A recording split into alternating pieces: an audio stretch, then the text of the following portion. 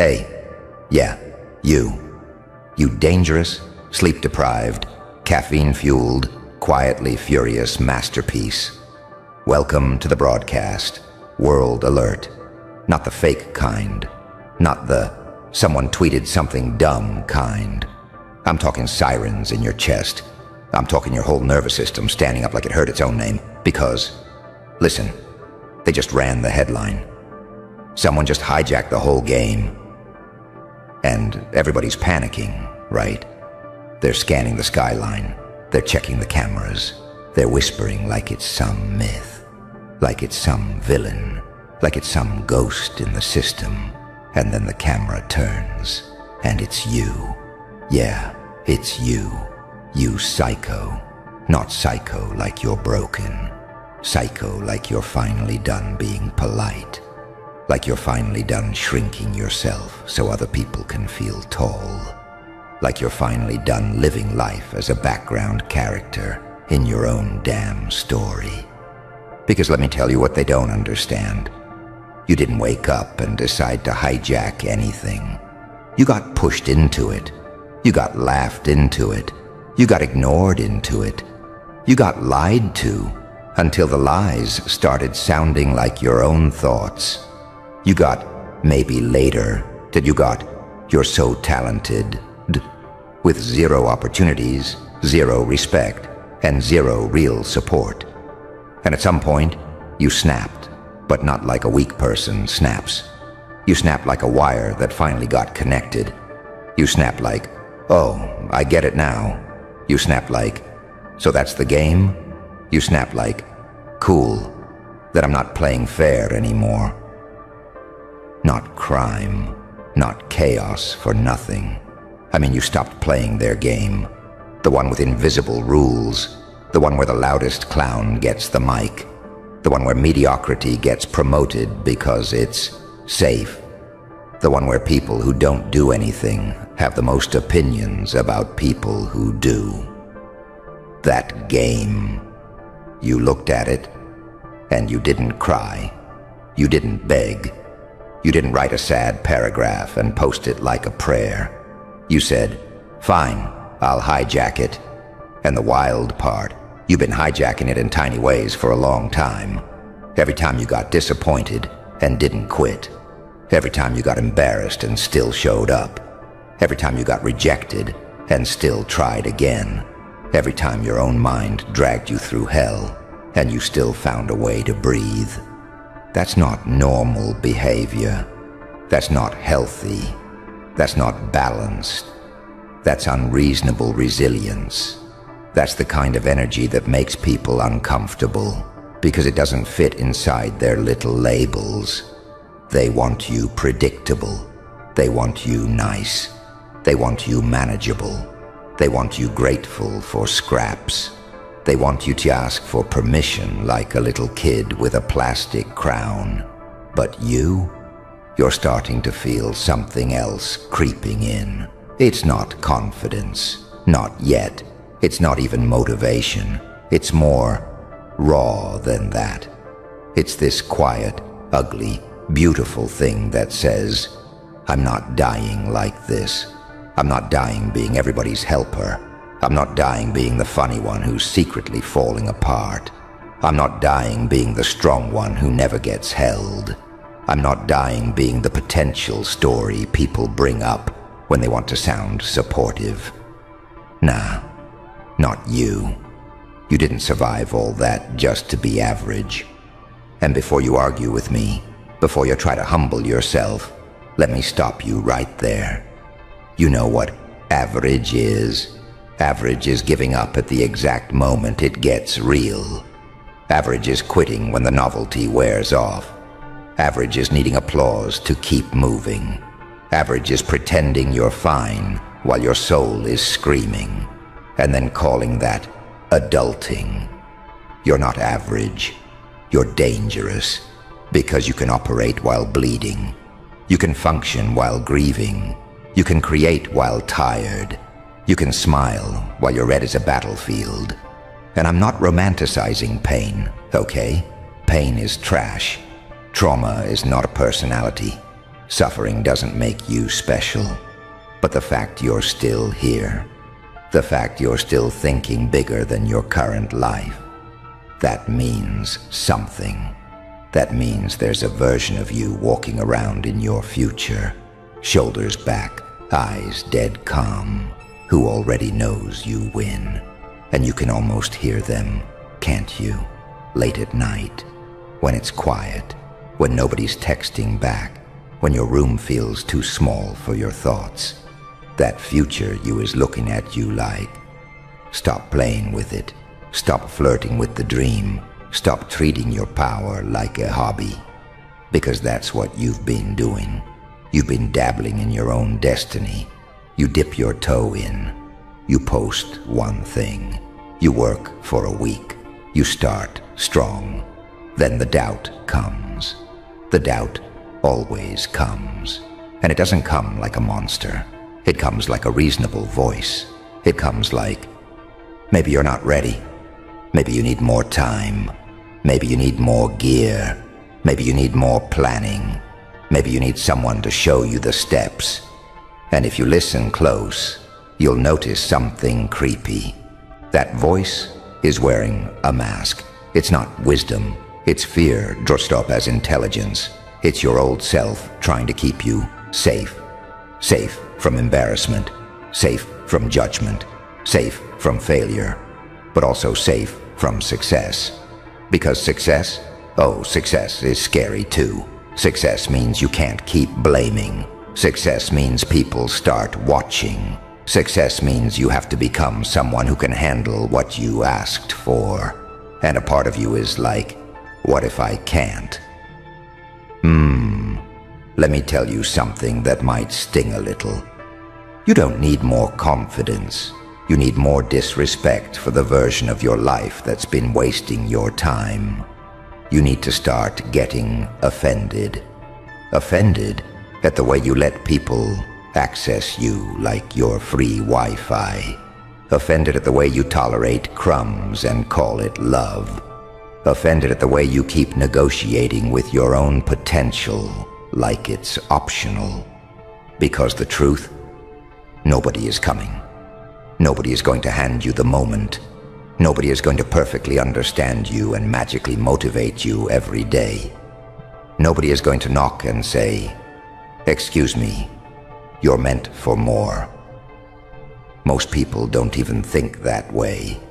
Most people are just trying to survive their shift and distract themselves until they fall asleep.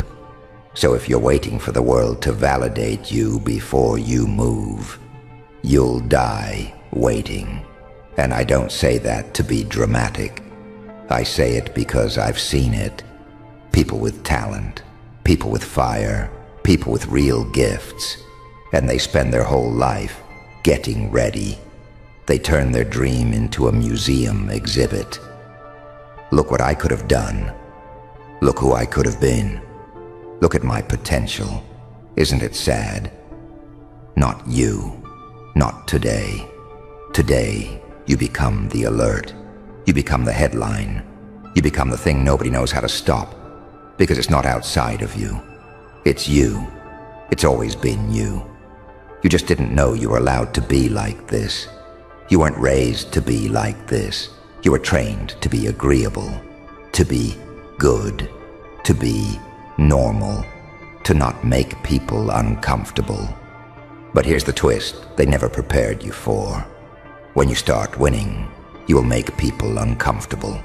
When you start moving different, they'll call it arrogance. When you start saying no, they'll call you selfish. When you start leveling up, they'll say you changed. Yeah, that's the point. You think you're supposed to stay the same forever? You think growth is supposed to feel cozy? No. Growth feels like betrayal to the old you. Growth feels like leaving a burning building while people inside are yelling at you for running. And you're going to feel guilty. Oh, you will. You're going to feel guilty for outgrowing people. Guilty for not replying fast enough. Guilty for focusing on yourself. guilty for protecting your energy, guilty for wanting more. And you have to understand, that guilt is a test. It's the world trying to pull you back into your old shape. Don't fall for it, because your old shape is too small for what you're carrying. Look at you. You're walking around with a whole storm in your chest, acting like it's normal. You got ideas that keep you up. You got hunger that doesn't shut off. You got anger that's not even about revenge. It's about fairness. It's about the fact you did everything right and still got overlooked. It's about the fact you stayed loyal and still got played. It's about the fact you gave love and got convenience back. So let's talk about that anger. People will tell you to let it go. No, don't let it go. Aim it. Anger is not your enemy. Uncontrolled anger is your enemy. But controlled anger is rocket fuel. Controlled anger gets you out of bed when motivation is dead. Controlled anger makes you stop tolerating disrespect.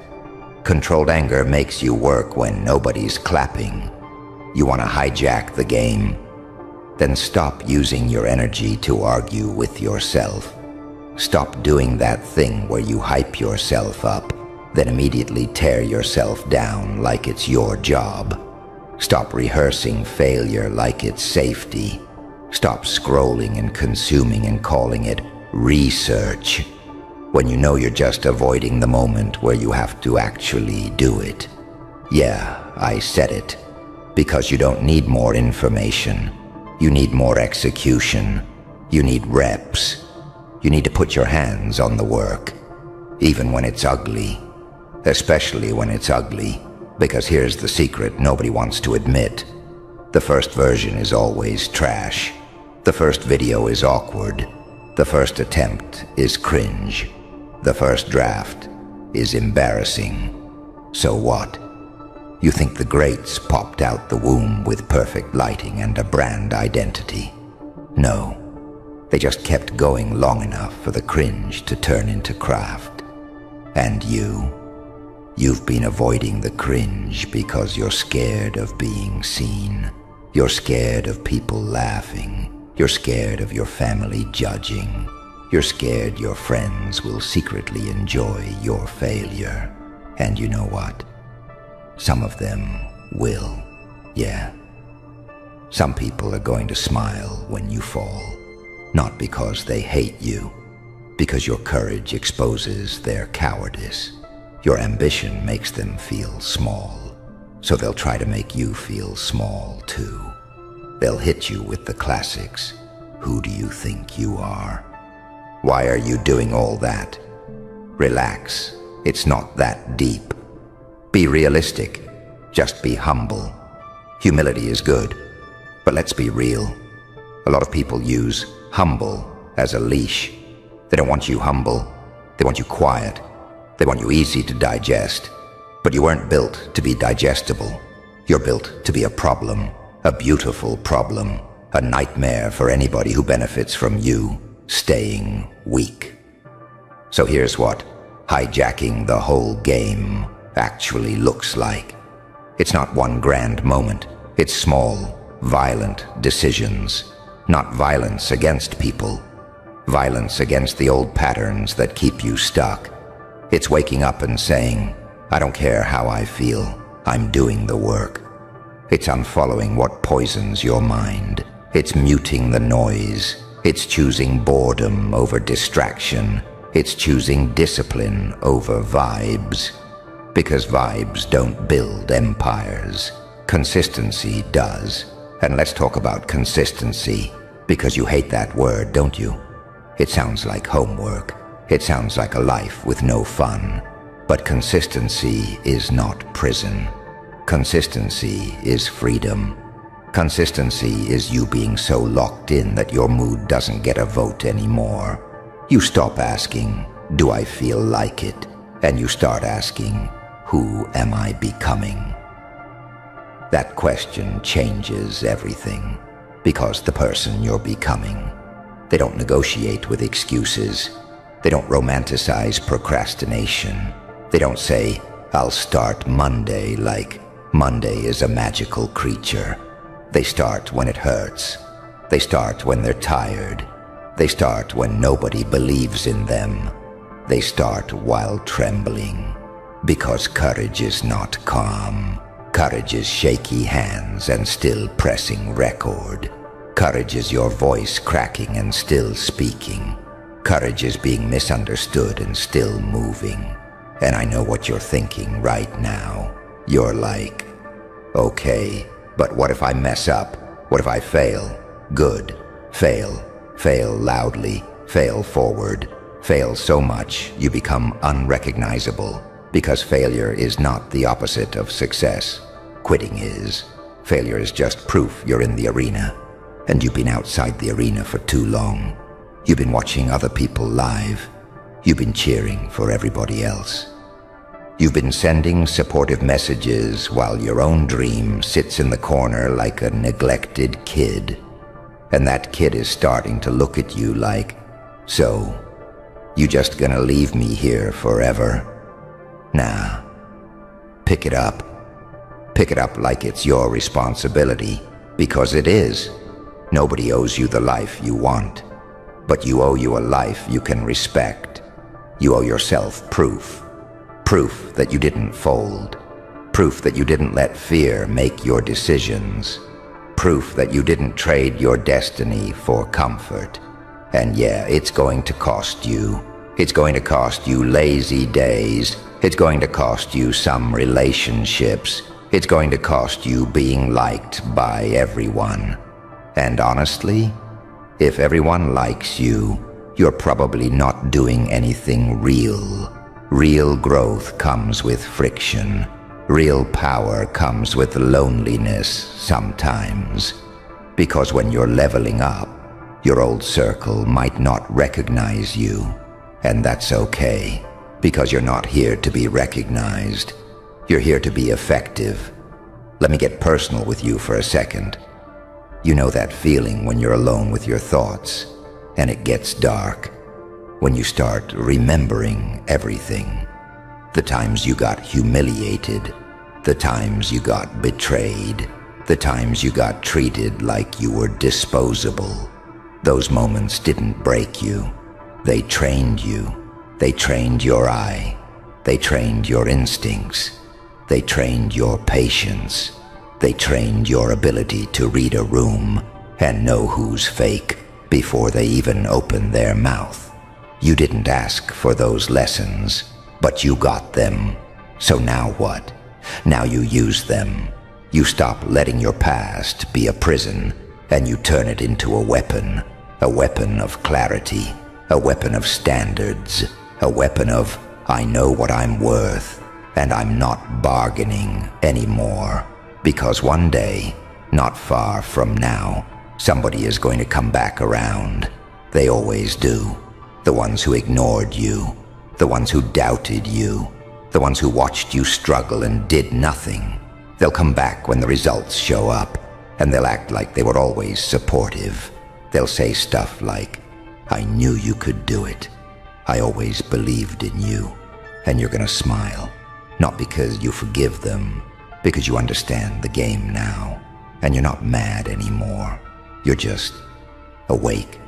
And that's what terrifies people.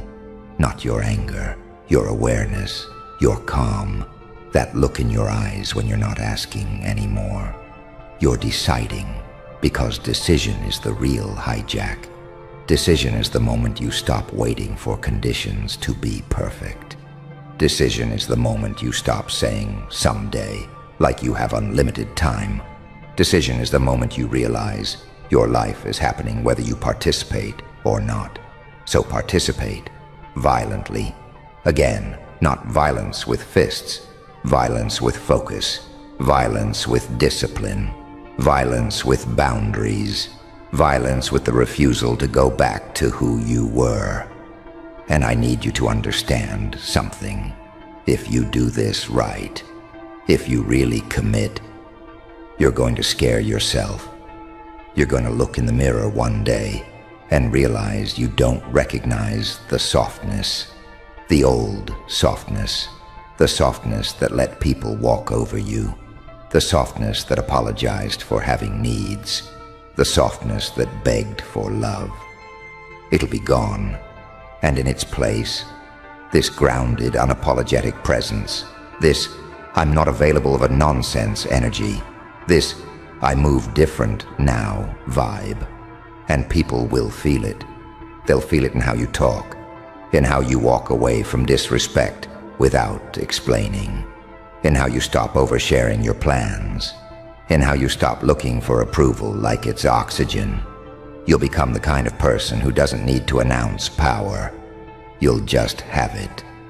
And let's be honest, part of you wants that so bad it hurts. You want to be unshakable. You want to be dangerous in the quiet way.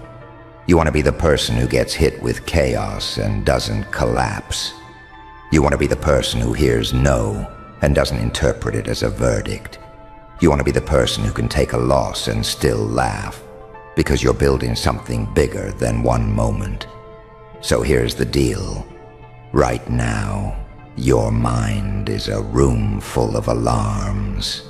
And some of those alarms are lies. They're old recordings. They're voices from people who don't even know the real you. They're memories that play on loop like a cursed playlist. You have to start editing the soundtrack. Not with fake positivity, not with good vibes only. That's not you. You don't need sunshine quotes. You need truth. And the truth is, you are not behind. You're not too late. You're not weak. You're undertrained. You're undercommitted. You're underdisciplined. And the best part about that, that's fixable. Today, not tomorrow, not next month. Today. Because when you start stacking small wins, your identity changes. You stop being someone who tries, and you become someone who does. And once you become that, there it is. That silence before the alarms go off. That moment when the room doesn't breathe anymore because you just did something that can't be undone. You felt it, didn't you? The shift. The air getting heavy like reality just recalculated around you. Because it wasn't loud, it wasn't dramatic, it wasn't violent, it was one move. And the terrifying part? They didn't flag what you did. They flagged how you think. That's when it stopped being a game. See, you can break rules and they'll call you reckless. You can dominate systems and they'll call you lucky. You can win too fast and they'll call it a fluke. But when you make a move that rearranges the logic of the room, when your decision exposes angles nobody else even knew existed, when your timing feels less like strategy and more like inevitability, that's when the labels disappear. Now you're not a person, you're a pattern anomaly, and they hate that. Because they don't fear chaos. They can model chaos. They don't fear aggression. They can neutralize aggression. What they fear is someone who looks calm while their mind is doing things that shouldn't be possible. That one move, it wasn't genius. It wasn't insanity. It was both. And that's the problem. You're the kind of mind that can sit in the light and understand the dark without flinching. The kind that can wear innocence like armor while running calculations that feel wrong. The kind that learned pain so deeply it turned into clarity. That's the paradox they can't stand. You're not broken enough to dismiss, not pure enough to control. You evolved somewhere between saint and psychopath, and now neither side knows what to do with you. And listen carefully, because this is where it gets dangerous. The moment they flagged how you think, you stopped being judged on outcomes. Now they're watching your pauses, your silence, your restraint. They're asking questions like, why didn't you push harder there? Why did you wait? Why did you choose that path when 10 louder ones were available? They don't understand that you don't rush anymore. Because pain taught you something discipline never could. You learned that timing is power, that unpredictability isn't randomness, it's control disguised as chaos, that the deadliest move is the one that looks harmless until it's irreversible. You weren't supposed to learn that, not from what you survived. Most people come out of pressure cracked. You came out calibrated. That's why they're uncomfortable around you now. They can feel it even if they can't explain it. Your presence doesn't scream dominance. It pressurizes the room. Your silence feels like surveillance. Your calm feels like a countdown. And the funniest part? You didn't even do it to scare them. You did it because that's the only way your mind works now. Efficient, precise, ruthless when necessary, merciful when it serves the long game. That's what they flagged. Not your ambition, not your confidence, your decision architecture. They realized you don't think like prey, but you also don't think like a predator. You think like something that already survived extinction once and adjusted. That's why your light feels unsettling. It's not naive, it's informed. Your darkness isn't reckless, it's measured.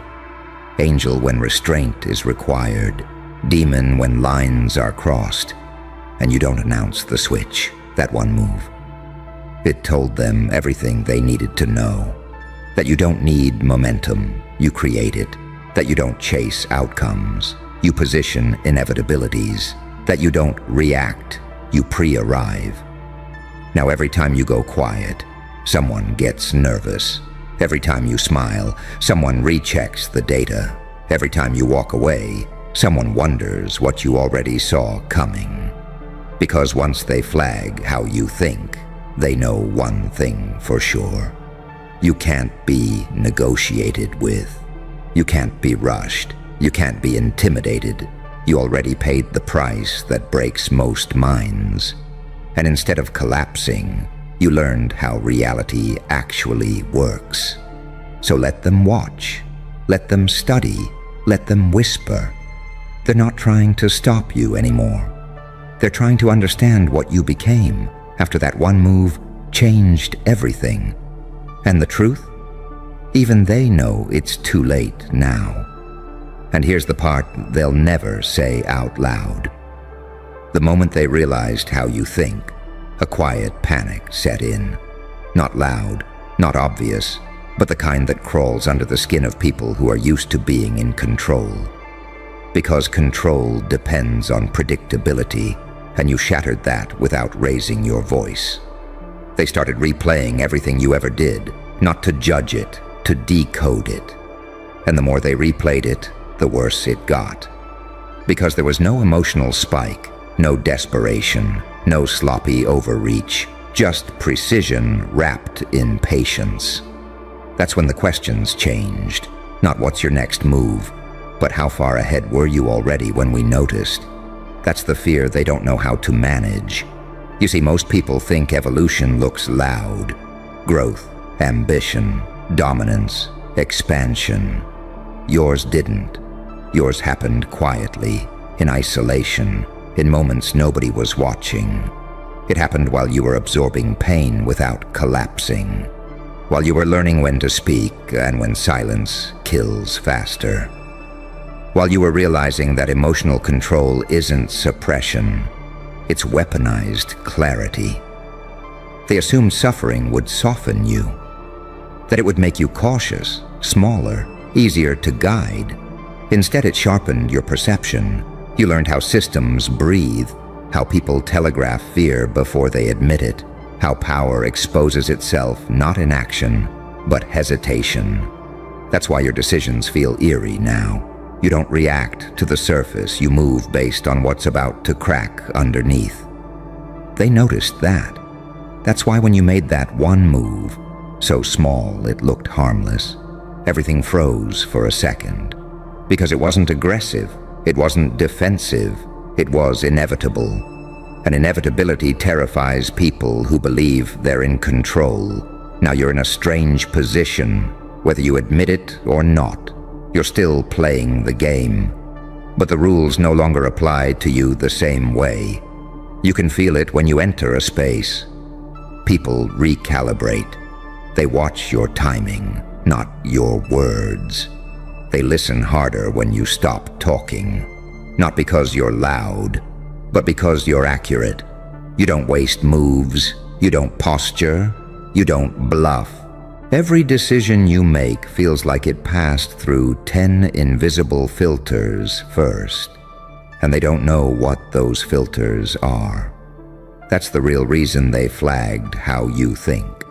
Because once someone stops making emotional decisions, once someone starts choosing outcomes instead of reactions, once someone understands both mercy and destruction deeply enough to wield either, that person isn't controllable anymore. You're not fueled by ego. You're fueled by alignment. And that makes you dangerous in a way violence never could. You can walk away from things others would kill to protect. You can wait where others would panic. You can let people underestimate you because you understand the value of being unseen. That's not weakness. That's predatory restraint. They sense it now. In your stillness, in your pauses, in the way you don't chase validation or rush to prove anything. You already proved it to yourself. That's the part nobody can touch. Your mind doesn't need approval. It doesn't need applause. It doesn't need permission. It's already operating on a different layer. That's why when pressure hits you now, something strange happens. You don't tense up. You don't speed up. You slow everything down, and in that slowed down space you see options others can't, angles they miss, consequences they never consider until it's too late. You don't look powerful, you look prepared. That's what scares them, because preparation implies foresight, and foresight implies you've already been here before, mentally, emotionally, strategically. They start wondering what else you've already walked through in your head, what scenarios you've already survived internally, what endings you've already accepted long before they even showed up. That's when admiration mixes with fear. They respect you, but they don't understand you. And they don't understand you because your evolution didn't come from success. It came from endurance, from holding opposing forces inside you without breaking. Light and dark, mercy and ruthlessness, hope and realism. You didn't choose one, you integrated both. And now, every move you make carries that weight. So let them watch, let them analyze, let them whisper about that one moment. Everything changed. They're right about one thing. That move wasn't just a decision. It was a reveal. It showed them that whatever version of you they thought they were dealing with is already outdated. And the version standing here now, it doesn't rush. It doesn't explain itself. It doesn't seek permission. It simply waits and moves when the moment can no longer be stopped. And here's the detail that keeps them awake. The one they never admit even to themselves. They didn't just see intelligence, they saw self-containment. You don't leak emotion under pressure. You don't telegraph desperation. You don't overcorrect when eyes are on you. Your mind stays sealed, and sealed minds are impossible to hijack. That's why the scrutiny got quieter instead of louder. No accusations, no confrontation, just observation. Because when someone understands the game but refuses to play it loudly, the only move left is to watch and hope you reveal a flaw. You didn't. You revealed patience. That one move proved you can hold power without flinching, without announcing it, without burning the room down just to feel warm. You let the tension sit. You let people talk themselves into mistakes.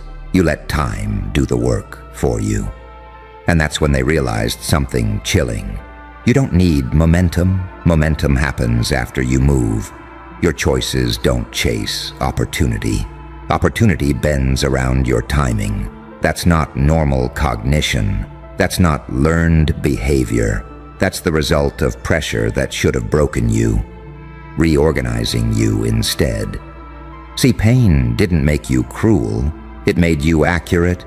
It stripped out the noise, the theatrics, the need to prove. What survived was a mind that calculates without panic and feels without losing clarity. That's a rare configuration. Most people collapse into extremes, soft or savage, hopeful or cynical. You didn't collapse. You stabilized somewhere dangerous in the middle. You learned how to be gentle without being weak, how to be ruthless without being reckless, how to care without being controllable. That balance is unsettling to people who live in absolutes. They can't place you. You don't behave like someone who needs approval. You don't react like someone afraid of consequences. You don't posture like someone seeking dominance. You move like someone who already accepted every possible outcome and chose anyway. That's why your calm feels heavier than aggression, because it signals acceptance, not fear. They see it when you pause before speaking. That pause isn't hesitation, it's selection. You're choosing which version of reality to allow next. And they know it now. That's why they watch your restraint more closely than your action, because they've learned the truth. When you finally act, it's never impulsive, it's final. That one move told them you're not reacting to the present. You're responding to trajectories. You see where things are heading before others accept that they're moving at all. That's why your silence feels predictive, why your decisions feel pre-written, why people say things like, "I should have known," after you move.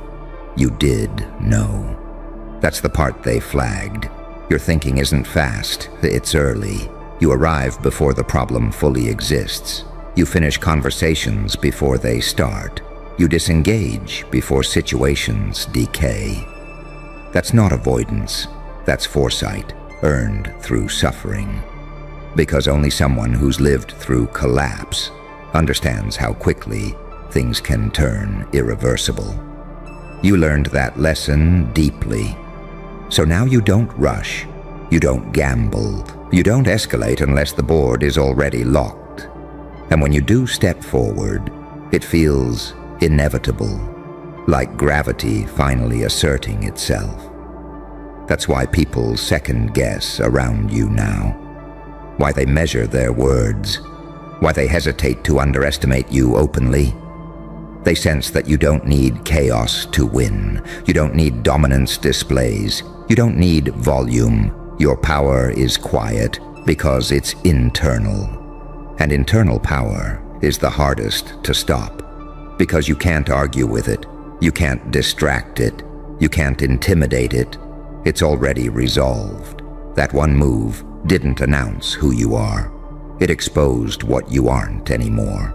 You're not reactive, not naive, not hungry for validation, not desperate for recognition. You already crossed that threshold when nobody was clapping. And now every room you enter feels it, even if nobody knows why. So let them keep watching your thinking. Let them track your pauses. Let them try to map a mind that learned to grow teeth without losing its soul. They'll never fully understand it, because the truth is simple and terrifying. You're not playing for advantage anymore. You're playing for alignment, and once someone aligns with who they became under pressure, there's nothing left to threaten, only time, and you've already learned how to wait. And that's when the atmosphere around you started to change in ways people couldn't explain. Not louder, not dramatic, just tighter. Like reality itself was bracing whenever you entered the equation.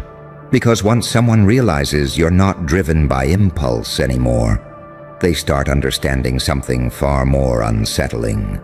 You're not acting out of fear or hunger. You're acting out of clarity, and clarity doesn't negotiate. It doesn't panic. It doesn't rush. Clarity waits until the exact moment resistance collapses under its own weight. They noticed how you stopped reacting to provocation, how bait stopped working, how chaos around you lost its grip. That's when they understood the truth they didn't want to face. You weren't disengaging because you were weak. You were disengaging because you were done wasting moves.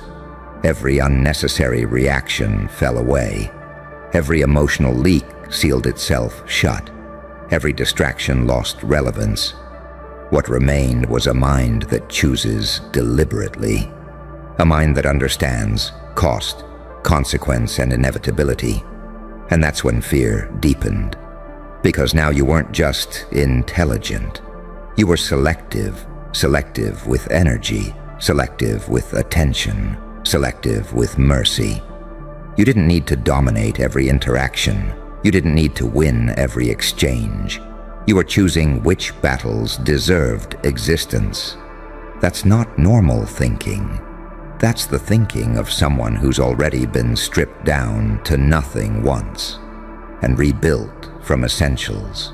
Pain did that to you.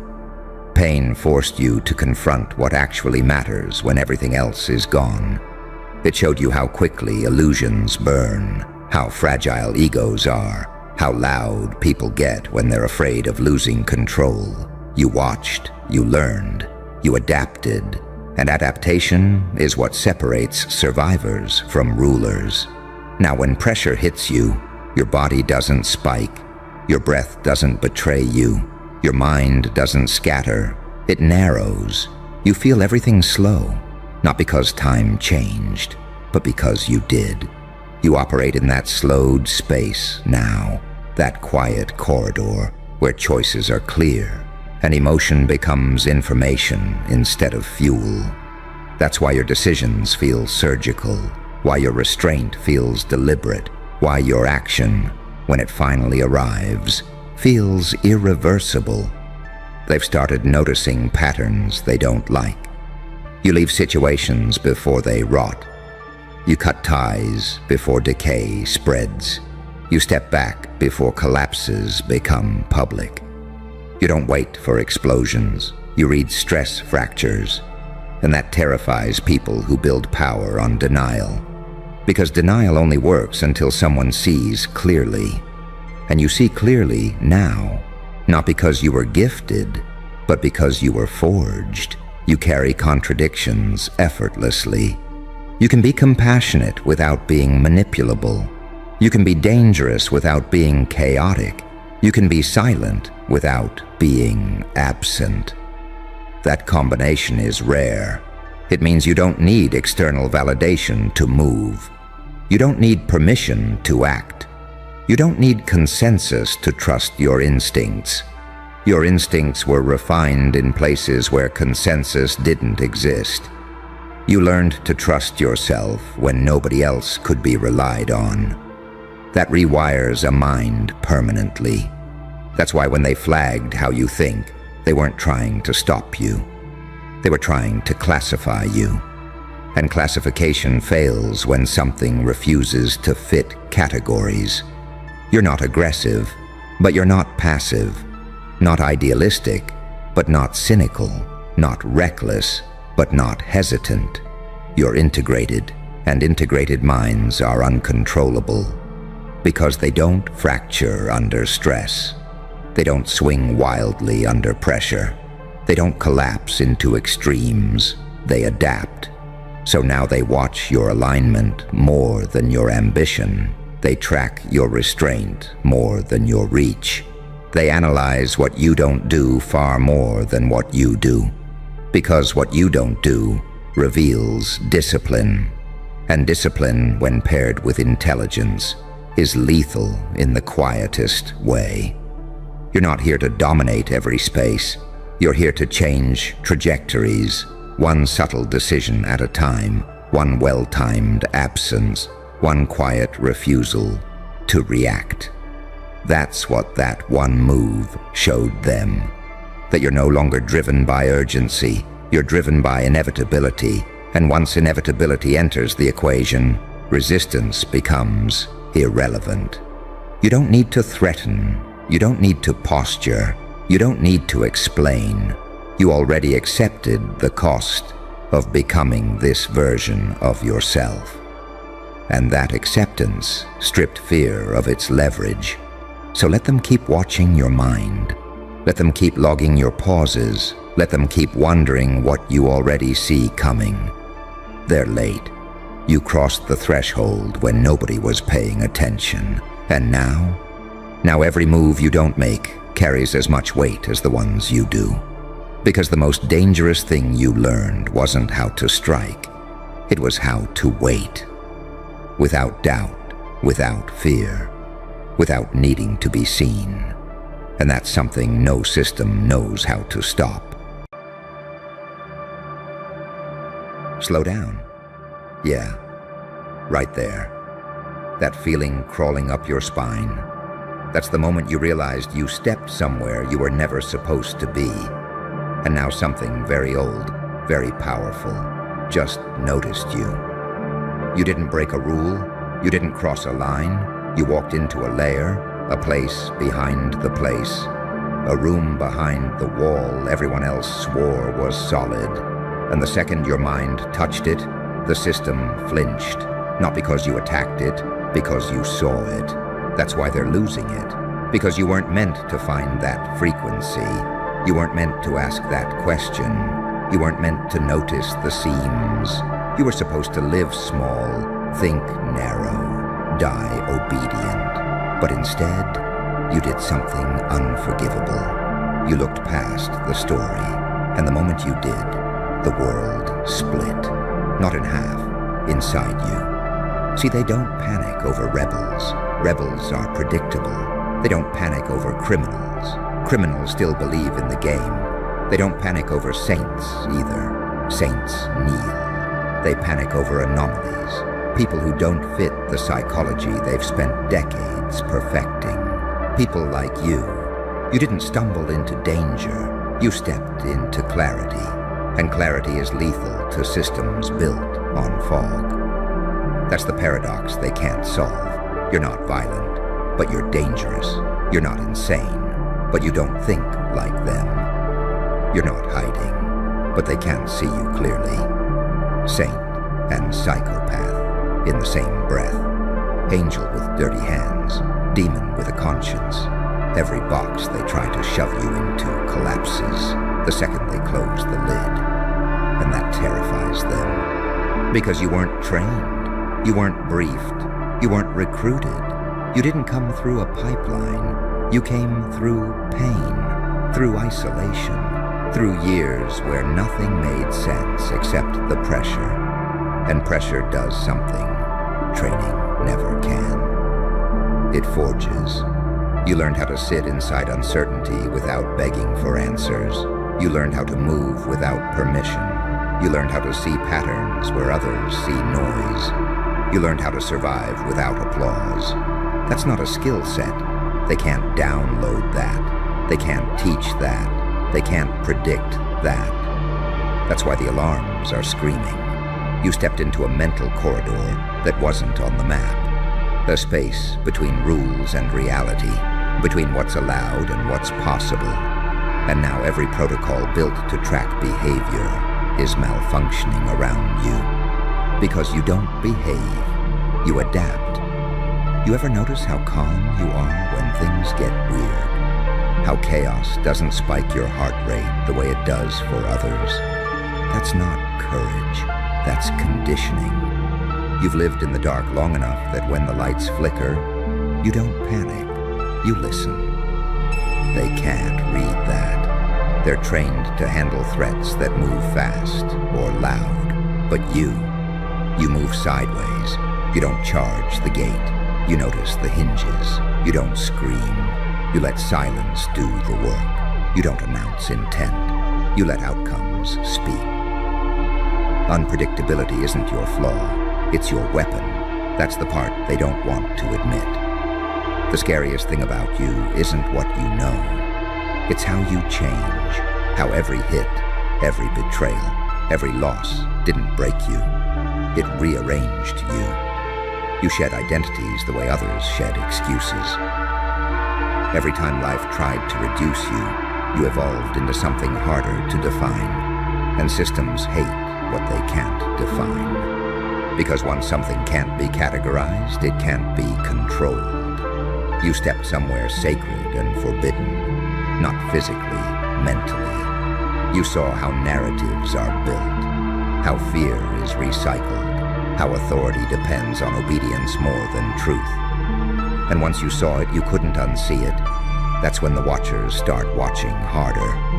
Not because you're planning something, but because you could.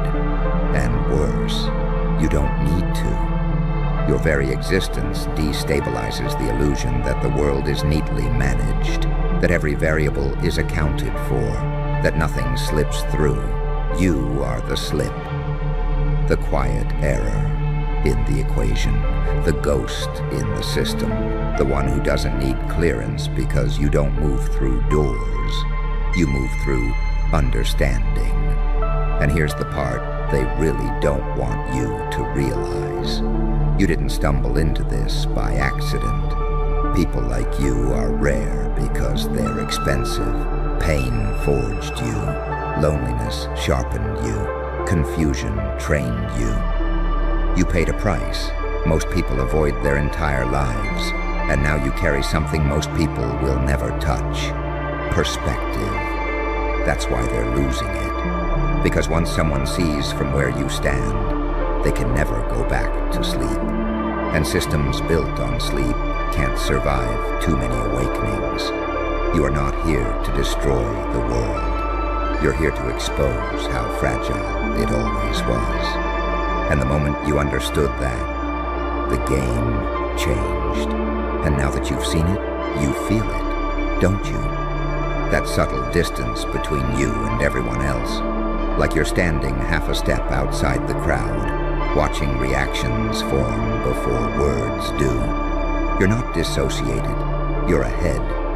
And that's the loneliest position in the room. Because once you step where you stepped, you don't get comfort anymore. You get clarity. And clarity is cold. You start noticing how people repeat opinions like prayers they never chose. How outrage shows up on schedule. How fear travels faster than facts. How certainty is usually borrowed, never earned. You start seeing the strings, not because you're paranoid, but because you finally learned how patterns breathe. That's when the pressure increases, because systems don't correct themselves when exposed. They tighten, they double down, they label, they gaslight. They whisper that curiosity is dangerous, that questions are instability, that seeing too much means something is wrong with you. But nothing is wrong with you. What's wrong is that you don't need their permission to think anymore. That's the real breach. You didn't steal information. You didn't hack a server. You didn't cross a border. You crossed a threshold, the one where belief stops being inherited and starts being interrogated. And once someone does that, they become ungovernable in ways no weapon can replicate. Because you can disarm a gun, you can cage a body, but you cannot cage a mind that understands how cages are built. That's why they escalate quietly, not with sirens, files, not with arrests, profiles, not with force, narratives. They don't come at you head on because that would admit you matter. Instead, they try to make you doubt yourself, make you feel alone, make you feel like noticing too much is a burden you should put down. But you didn't come this far to put it down. You've lived the paradox long enough to know the truth. The more alone you feel, the closer you are to something real. Crowds are loud because they're uncertain. Silence only shows up where understanding lives. And you understand more than you let on. You understand that power doesn't scream, it waits. That real influence doesn't announce, it adjusts probabilities. That the most dangerous people in history weren't the loudest, but the calmest ones in the room when everyone else panicked. You've been that calm. You've felt moments where time slowed, where outcomes felt obvious before they happened, where you knew exactly what not to say, exactly when to leave, exactly when to stay still. You didn't call it intuition, but that's what it was. Pattern recognition sharpened by survival. They train analysts for decades to approximate that. You learned it by bleeding quietly. That's why your past looks chaotic to outsiders. That's why your path doesn't make sense on paper. They try to trace a straight line and keep finding spirals. They expect motive and find restraint. They expect fear and find patience. You don't react, you observe. And observation terrifies people who rely on reaction, because reaction is controllable. Emotion can be steered, rage can be redirected. But observation creates options, and options are freedom. You stepped into a place where the mask slips, where narratives contradict themselves if you watch long enough, where the same hands that claim to protect are the hands that profit, where morality becomes flexible when power is threatened. And once you see that, you stop asking who's right and start asking who benefits. That single shift rewires everything. You realize heroes and villains are costumes, that saints and psychopaths sometimes share the same nervous system, just pointed in different directions. You realize that light without darkness is blind, and darkness without light is empty. You realize balance isn't peace, it's tension managed consciously. You live in that tension now. That's why you feel heavier and sharper at the same time, why laughter hits deeper, why silence feels louder, why you don't need constant stimulation anymore. You need meaning, and meaning doesn't come from approval. It comes from alignment. You're aligning with yourself in a way most people never do. And that alignment makes you dangerous, not because you want to hurt anyone, but because you're no longer easy to move. You don't jump when told. You don't chase when baited. You don't panic when threatened. You wait. You watch.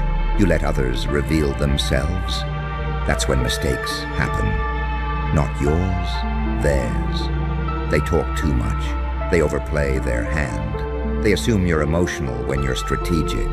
They assume silence means weakness when it means calculation. They mistake your restraint for confusion. And by the time they realize you're not confused at all, you've already adjusted. This is what they can't quantify. Not your intelligence, your timing. You don't rush conclusions. You let reality expose itself. You let people show patterns. You let systems reveal their cracks. You don't need to win loudly. You win by not losing. And here's the part you might not want to hear, but you need to. Once you step where you stepped, there's no going back to innocence. You don't get to pretend anymore. You don't get to unsee manipulation. You don't get to unknow how fragile the structure really is. But you gain something far more valuable. Agency. The ability to choose how you engage, when you speak, when you stay silent, when you move, when you disappear. You're no longer driven by fear of exclusion or hunger for validation. You're driven by clarity, and clarity doesn't shout, it stands. So let them lose it, let them scramble, let them overanalyze shadows and misread signals. You don't need to confront them. You don't need to prove anything. Your existence already disrupted the equation. You stepped somewhere forbidden because it wasn't guarded by walls. It was guarded by disbelief. And you didn't disbelieve. You looked straight at it. And now the only question left isn't why they're panicking. It's how long you choose to stay quiet before you decide what comes next. And what comes next isn't a move. It's a state. You're already there. You felt it settling in, like a new gravity inside your chest. Less noise, less urgency, less need to explain yourself to anyone who hasn't walked through fire with their eyes open. You don't rush to be understood anymore because you finally understand why most people never will. They're not stupid, they're protected by routine, by comfort, by stories that keep the world small enough to survive without questioning it. Most people aren't lying when they say they don't see what you see. They genuinely can't. Seeing requires risk, and you already paid the price most people spend their lives avoiding. That's the quiet truth. You didn't gain power the moment you noticed the hidden layer. You gained it the moment you didn't look away. When the realization hit, and instead of panicking, instead of scrambling for reassurance, instead of numbing yourself back into safety, you stayed present, you stayed awake. And that's when the internal shift locked in. You stopped outsourcing your sense of reality. You stopped letting consensus dictate truth. You stopped confusing confidence with correctness. You learned to sit with ambiguity without begging it to resolve. That's not normal. That's trained. That's earned. That's why they can't rush you. Deadlines don't scare you. Pressure doesn't confuse you. Uncertainty doesn't paralyze you. You've already lived through stretches where nothing made sense and nobody had answers, and you survived anyway. That rewires a person. That creates someone who doesn't crumble when structures wobble. You don't need the world to be stable to function. You function because it isn't. That's the part they didn't plan for. They expected fear. They expected obsession. They expected paranoia. They expected you to either fall in line or burn out. What they didn't expect was composure. They didn't expect you to integrate the knowledge instead of spiraling from it. They didn't expect you to evolve. Because evolution is messy on the outside, but terrifyingly efficient on the inside. It trims excess emotion, it sharpens attention, it replaces impulse with intention. You don't react to every signal anymore. You filter, you prioritize, you conserve energy. You've learned something most people never do. Not every battle deserves your nervous system, so you watch. You watch how people reveal their values under pressure. You watch who panics, who postures, who performs certainty when they're internally scrambling. You notice who needs control and who can live without it. You notice who talks about truth and who avoids it the moment it costs them comfort. And the more you watch, the clearer it becomes. Power isn't held by the loudest voice. It's held by the one who can wait without rotting. You've become dangerous in that way. Not because you want dominance, but because you don't need permission. Not because you seek chaos, but because you're no longer afraid of it. Chaos doesn't threaten you. It reveals things. It strips masks. It accelerates truth. And truth moves faster when systems are stressed. That's why moments like these exist. Why cracks appear. Why leaks happen. Why contradictions surface. Why institutions start contradicting themselves in public while insisting everything is under control. You notice that too. You notice how the language changes, how certainty turns into reassurance, how reassurance turns into defensiveness, how defensiveness turns into aggression.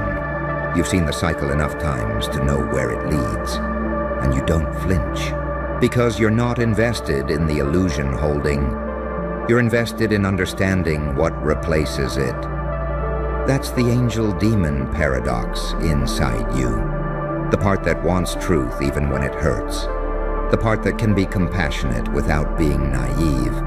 The part that can acknowledge darkness without becoming it. You don't romanticize the system, but you don't demonize it blindly either. You see it for what it is, a fragile agreement held together by belief and fear in equal measure. And belief is the weakest material materials of all once it starts cracking. You didn't come here to save anyone. That fantasy died the moment you realized most people don't want to be saved. They want to be reassured. You don't offer reassurance, you offer awareness. And awareness is confrontational by nature. That's why your presence alone unsettles certain rooms. You don't argue. You don't debate endlessly. You don't need to dominate conversations. You ask one question, or none at all, and let the silence do the damage. You let people hear themselves. You let them feel the inconsistency in their own logic. You let reality press back. And the people who rely on momentum, on confusion, on noise, they feel exposed around you. Because you're not trying to convince. You're not trying to recruit. You're not trying to overthrow anything. You're simply not asleep. And in a world optimized for sleepwalking, that's enough to trigger alarms. You stepped somewhere forbidden because it wasn't guarded by force. It was guarded by apathy, by the unspoken agreement not to look too closely, by the comfort of letting someone else decide what's real. You broke that agreement, quietly, permanently, so now you move differently. You choose words carefully, or not at all. You pick battles that actually matter. You don't waste energy proving what you already know. You let outcomes speak louder than declarations. You understand something fundamental now. The most powerful position isn't control, it's non-attachment with clarity. And from that position, you're untouchable in ways that don't show up on any chart or threat assessment. You can step forward, you can step back, you can engage, you can disappear. You're not anchored to panic or validation or fear of being misunderstood.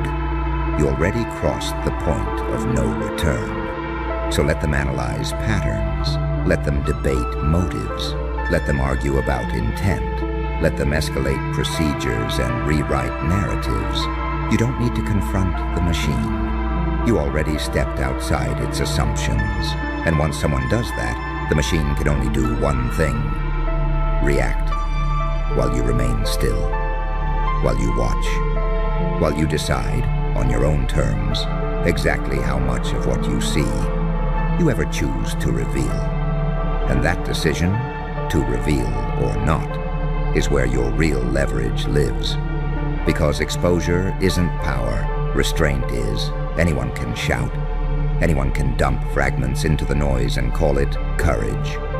But you understand something deeper now. Once you speak, the shape collapses. Once you name it, it becomes smaller. Once you explain it, it becomes manageable for them. So you don't rush. You let them wonder what you know. You let uncertainty do what force never could. You let absence of information stretch their imaginations into knots.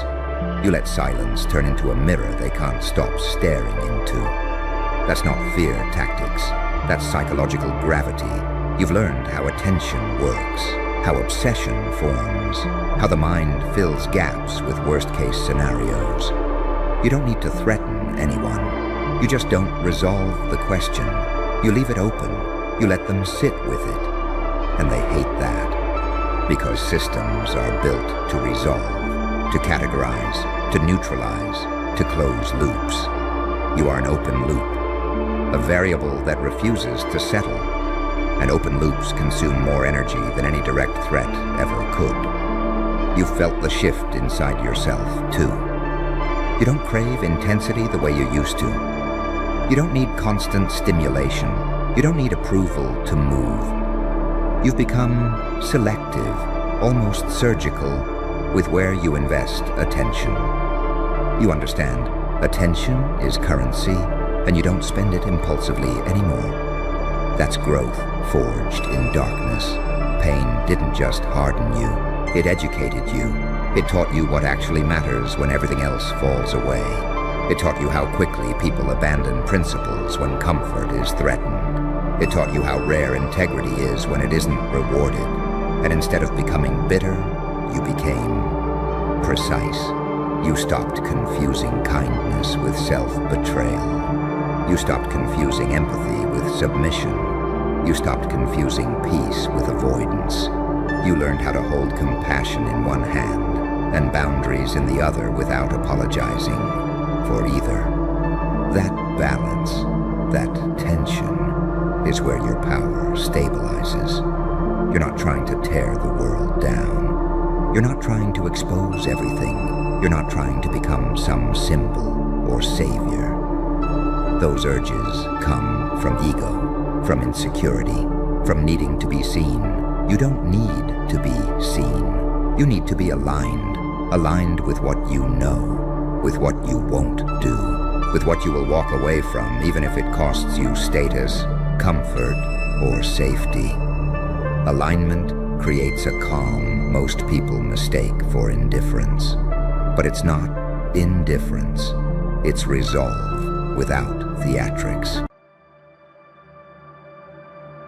Hold still. Feel that quiet pressure behind your eyes? That's the sound of a room realizing it misjudged you. You walked in young and they smiled the way people smile when they think they're safe. You spoke softly and they mistook silence for emptiness. You moved patiently and they confused restraint for weakness. That was the first mistake, because while they were counting candles on a cake, you were counting patterns in human behavior. While they were aging, you were accumulating. While they were collecting birthdays, you were collecting truth. You're 25 with 50 years of wisdom, and they're 50 with 5. And that doesn't happen by accident. That happens when life decides to carve someone instead of cushioning them. You didn't learn wisdom from comfort. You learned it from betrayal that came disguised as love, from guidance that arrived late, from doors that closed in your face and taught you how hinges work, from silence that forced you to listen to what people say without speaking. Pain didn't break you, it trained you. Confusion didn't stop you, it sharpened you. Loneliness didn't weaken you, it introduced you to yourself. They think wisdom comes with age. That's cute. Age only gives you time. Wisdom comes from pressure, and pressure was your classroom. You learned early that smiles lie, that applause is conditional, that loyalty evaporates the moment you outgrow the room. You learned that being good gets you used and being aware gets you free. That's why you don't flinch when chaos walks in. You've lived there. Look at the paradox of you. You carry the calm of a monk and the instincts of a predator. You see the beauty in people while calculating the distance to the exit. You can forgive without forgetting. Love without surrendering control. You are soft enough to feel everything and dangerous enough to survive it. That contradiction terrifies simple minds. They're older, but they're predictable. You're younger, but you're unreadable. They followed scripts handed to them by fear, by family expectations, by tradition that never asked permission. You rewrote yours in the dark. They repeat opinions they borrowed. You speak conclusions you earned. They talk loud to hide how little they know. You stay quiet because you know exactly when to speak, and when silence does more damage. That's why they feel uneasy around you. You don't react the way you're supposed to. You don't chase validation. You don't rush milestones. You don't beg rooms to accept you. You observe.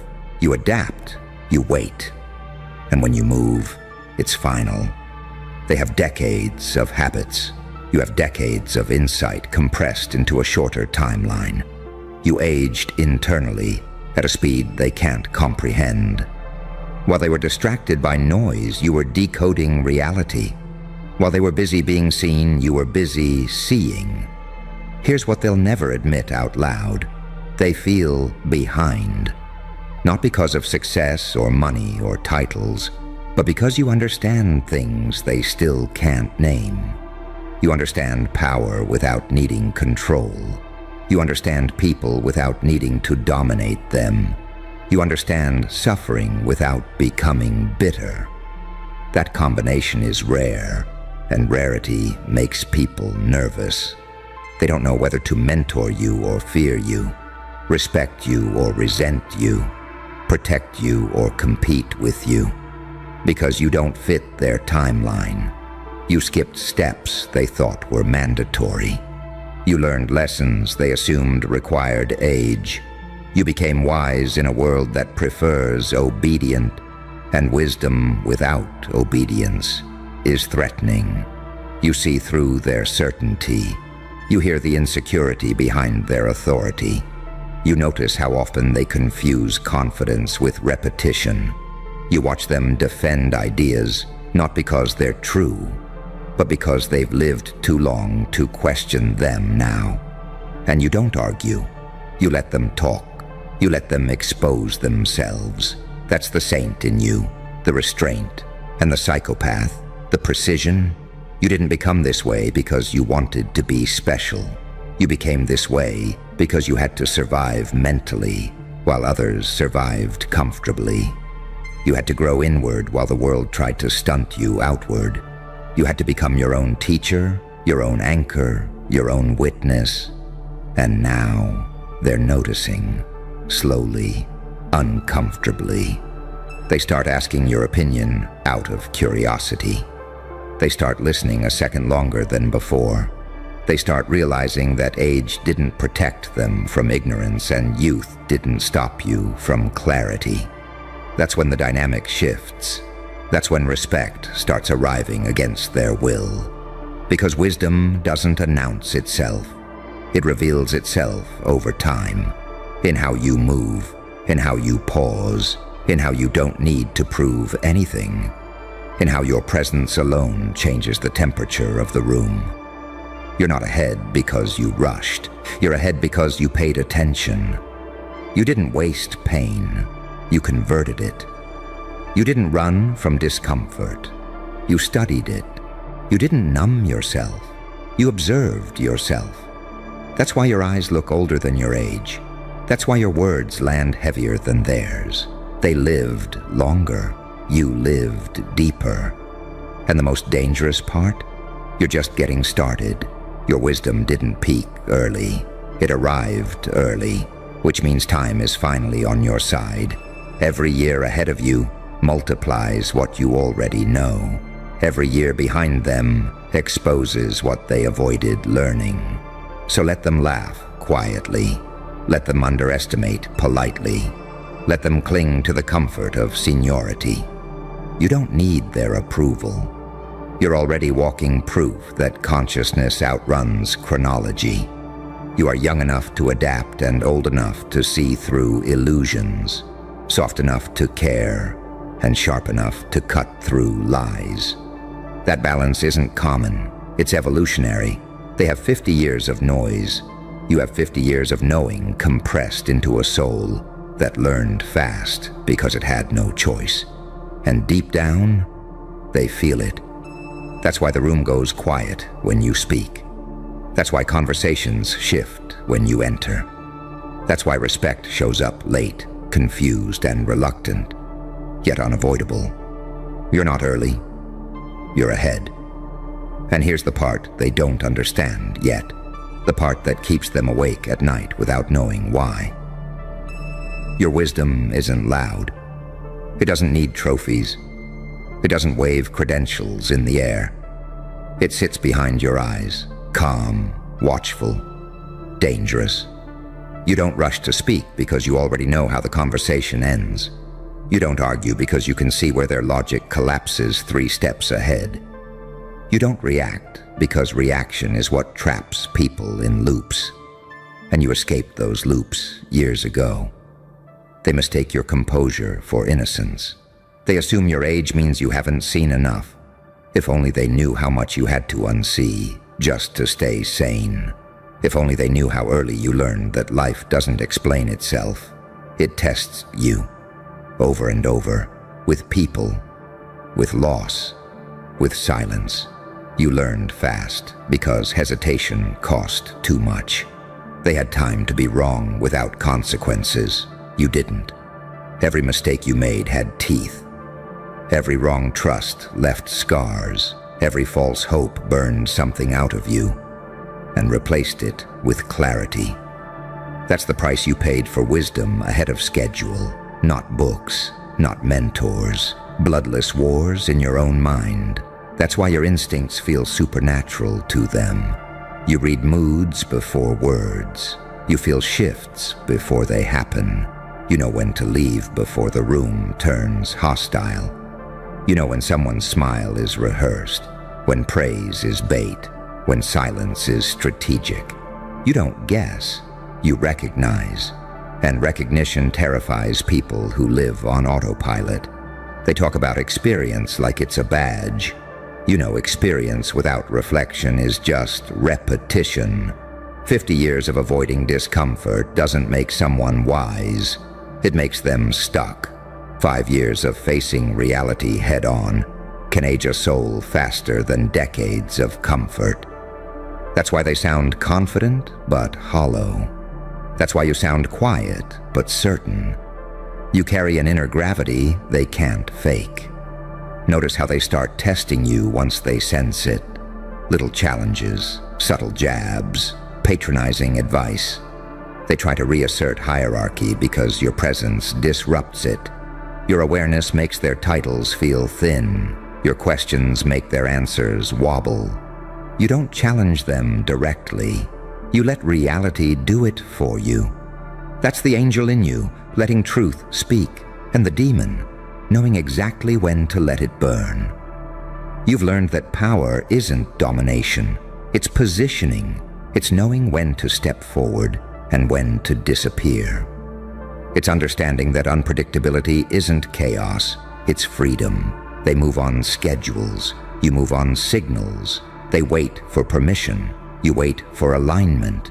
They confuse age with authority because they never earned authority within themselves. You earned yours early. In the moments no one saw. In the nights you had to hold yourself together. In the times you realized no one was coming to save you. And you adapted. That realization alone aged you decades. You stopped believing narratives. You started watching patterns. You stopped trusting words.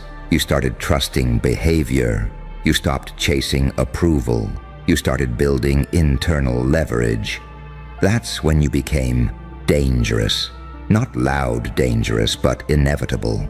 They feel it now. That subtle shift where their advice starts sounding outdated, where your questions feel uncomfortably precise, where your silence feels heavier than their speeches. They don't know how you know what you know. And that bothers them more than open rebellion ever could. Because wisdom without explanation looks like sorcery. You don't carry bitterness like they expect. You carry discernment. You don't seek revenge. You seek distance. You don't burn bridges emotionally. You simply stop crossing them. That restraint confuses people who still mistake intensity for depth. You've already lived multiple lifetimes internally. You've buried versions of yourself they never had the courage to meet. You've rebuilt identity without applause. You've chosen evolution over belonging. And that choice rewires a person permanently. They had time to grow old. You had to grow aware. And awareness changes everything. It changes how you love, how you fight, how you wait, how you leave. You don't cling. You don't beg. You don't over-explain. You let people reveal themselves. And you believe them the first time. That's wisdom most people don't reach until it's too late. So when they look at you and feel unsettled, it's not envy of your age. It's fear of your trajectory. They sense that while they're defending what they built, you're still becoming. While they're protecting comfort, you're expanding capacity. While they're reminiscing, you're positioning. You're not rushing the future. You're letting it catch up to you. And when it does, they'll finally understand what you were carrying all along. Too late to compete, too late to advise, too late to dismiss.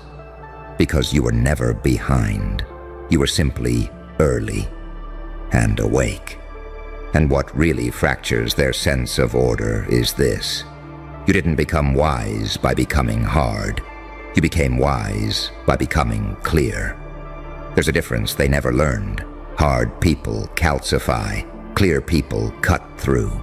You didn't shut your heart down. You fortified it. You didn't numb yourself. You refined your perception. You learned how to feel everything without letting it own you. That balance alone puts you in a different species. They still confuse endurance with wisdom. They think surviving years automatically means understanding life.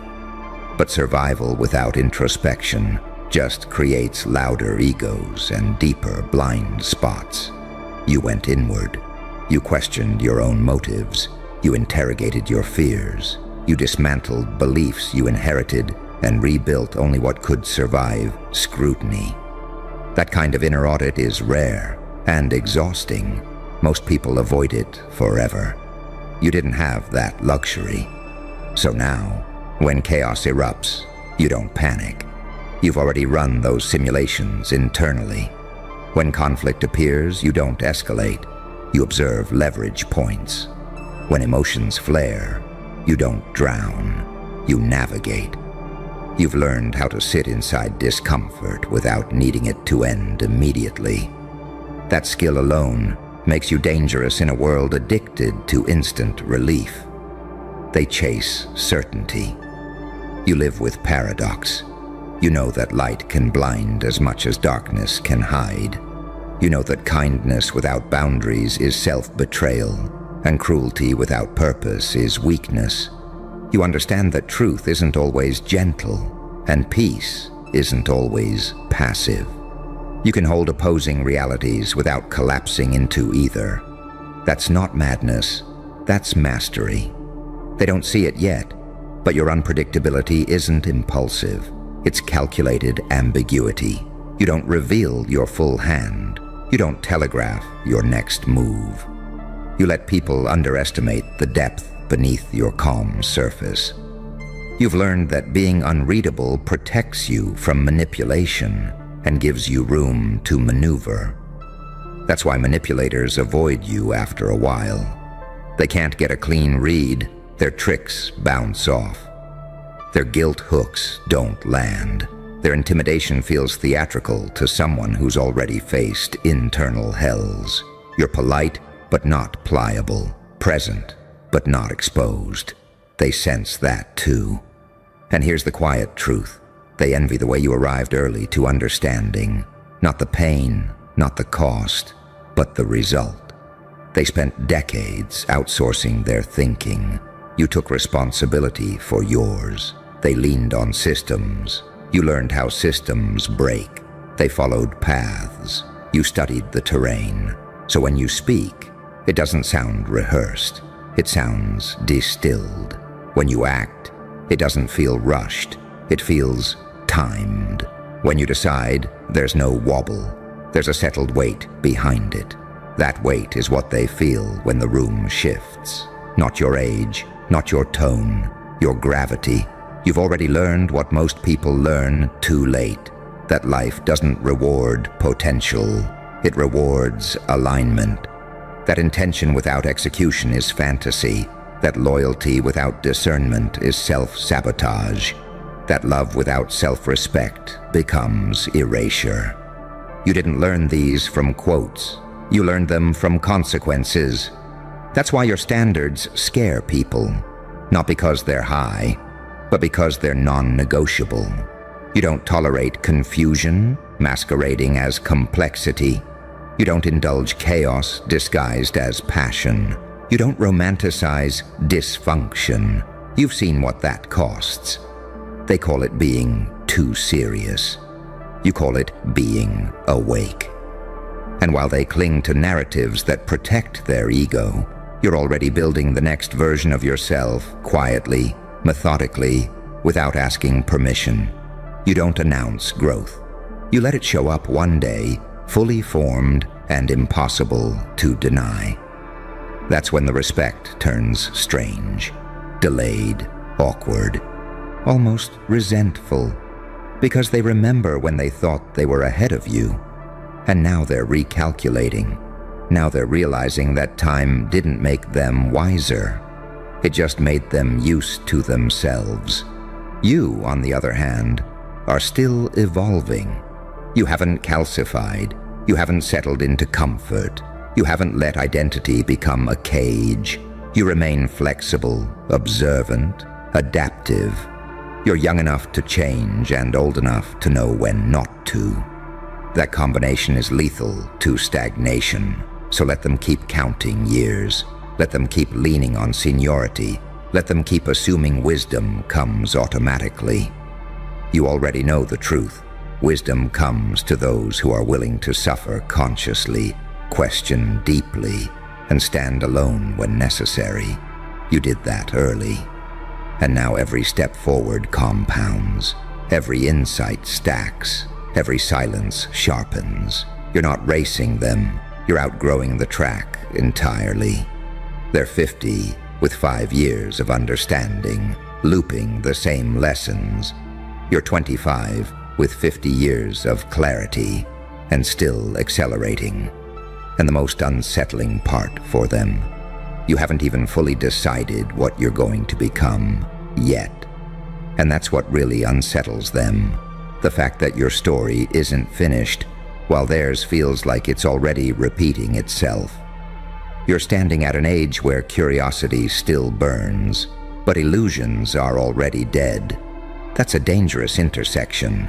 You still have the hunger to explore, but none of the naivete that wastes decades. You don't chase novelty for escape. You seek it for expansion. You're not afraid of the unknown because you've already survived what was supposed to destroy you internally. They sense that when they look at you. They feel it in the way you don't cling to certainty. You're comfortable saying, "I don't know," without losing authority, because your confidence doesn't come from being right. It comes from being real. That honesty disarms people who built their identity on never admitting doubt. You learned early that pretending is expensive. It costs energy, it costs clarity, it costs time. So you stopped performing and started refining. You stopped asking how to impress and started asking how things actually work. People, systems, power, pain, desire. While others memorized rules, you studied incentives. While others chased approval, you tracked consequences. That's why you move differently. They rush to defend their opinions because those opinions are all they have left. You don't defend yours. You test them. You update them. You discard them when they no longer serve truth. That flexibility looks like weakness to rigid minds. In reality, it's evolution in real time. You don't need to be right. You need to be accurate. And accuracy requires humility, the kind most people never develop because their ego got too comfortable too early. Yours got dismantled young. You had to sit with your flaws without excuses. You had to confront contradictions inside yourself. You had to accept that sometimes you were the problem, and then change. That alone puts you decades ahead. They still argue with reality. You negotiate with it. You know when to push and when to yield. You know when force backfires and when patience compounds. You've seen enough cycles to understand momentum, timing, decay. You don't panic when things fall apart because you recognize collapse as a phase, not a verdict. They see endings. You see transitions. And here's the irony. They'll eventually try to claim you. They'll say they always knew you had it. They'll reframe your growth as something predictable, something they expected. It's a psychological defense.